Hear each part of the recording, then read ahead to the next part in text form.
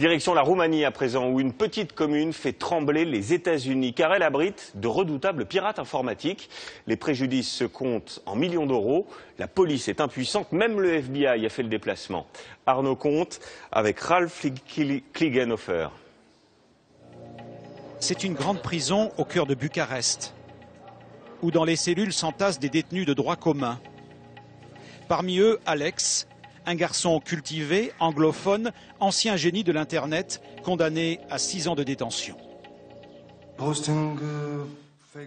J'envoyais des offres bidons, j'organisais des fausses enchères avec des prix plus bas que les prix normaux, ce qui attirait les gens vers ces offres. J'ai gagné 200 000 euros rien que pour l'argent liquide. Just cash.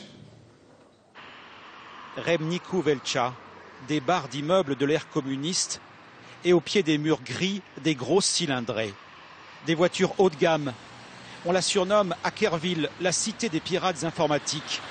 100 000 habitants, un chômage important. Alors depuis 10 ans, les voleurs du net se comptent par centaines.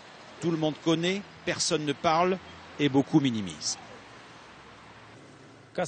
Pour vivre ici, il faut bien faire quelque chose. Alors, être un hacker ou bien avoir un vrai travail, il faut bien gagner de l'argent.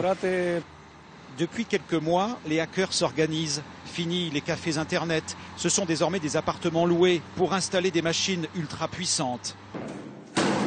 Régulièrement, la police intervient, filme chacune de ces actions et confirme la dangerosité des réseaux.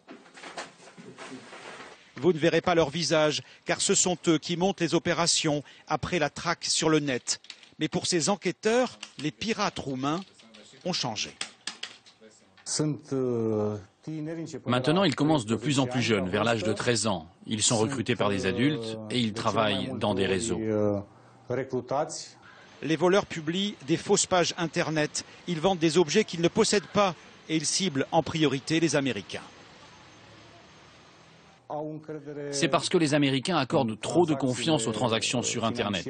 Je peux vous dire que les sommes d'argent volées sont très importantes. Plusieurs centaines de millions d'euros chaque année.